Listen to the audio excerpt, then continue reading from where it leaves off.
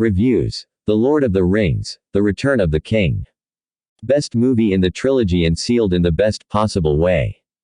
All the threads of Tolkien's magnum opus come together in the most elegant of fashions in the final part of Peter Jackson's adaptation. Humanity makes a last stand at Minas Tirith, the hobbits travel through Mordor, our heroes try to buy time for Frodo to complete his mission, and the evil Sauron gets tired of the whole game and lashes out with all his might and fury. Return of the King is 4 hours of payoff, a third act in a gigantic epic rather than a mere film of its own. As such, it is intensely dramatic and dynamic, and you can very much sense that though Peter Jackson spared no effort on the previous episodes, this is clearly his favorite.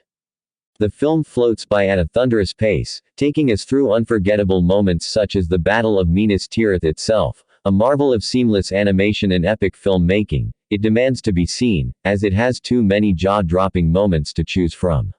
The quieter character moments keep gaining in potency, and the full weight of the stakes and their heartbreaking consequences is never in doubt. The cast of these films have played their parts to perfection, and again Jackson deserves overall credit for choosing actors that so perfectly matched Tolkien's creations. Ian McKellen and Christopher Lee are their own usually excellent selves, and the hobbits remain endearing, but of all the uniformly great cast, the true standouts are Viggo Mortensen and David Wenham as the tragic Faramir, whose relationship with his brutish father is the most traumatic of the film. Jackson pushes them even further by having them sing at a few key moments, a practice employed to powerful effect by Tolkien in the books, a daring undertaking that works wonders. And though he may offer one ending too many, he does have the decency to show off each surviving character with the appropriate screen time and respect. Now that the trilogy is complete, it can be viewed as one big film, as it should be. After 8 years, Jackson has done the impossible. He has taken Tolkien's huge legend and made films that stand on their own and have revolutionized filmmaking, setting the new benchmark for cinematic epics. Changes have been made to Tolkien's source novels, but they make for better, more fluid films, more faithful in spirit to Tolkien's myth than anyone had the right to hope for. A masterpiece, whether as part of a bigger whole or on its own. Well deserving of all the high praise thrown at it, and then some. Wonderful on every level. Love the characters and special effects. One of the biggest, most massive battle scenes ever put on the silver screen. A great end to a monumental epic. The greatest tragedy of the human race is that they will never make a better movie than Return of the King. I admit it, I love all 3 Lord of the Rings films. People may say Return of the King is the best of the trilogy, some may say it is the worst. I personally think Two Towers is the best for its scope and better exploration of some of the characters, but while it is still great, Return of the King is better than Fellowship of the Ring. My only slight disappointment is the ending. It does feel overlong and bloated for me, almost as if there was more than one ending filmed.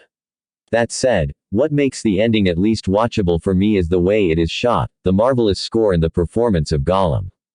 Despite this minor discrepancy, Return of the King is extremely good and in my view one of the better Best Picture winners last decade. Peter Jackson's direction is very impressive here, and the scope is massive and just dazzling to watch.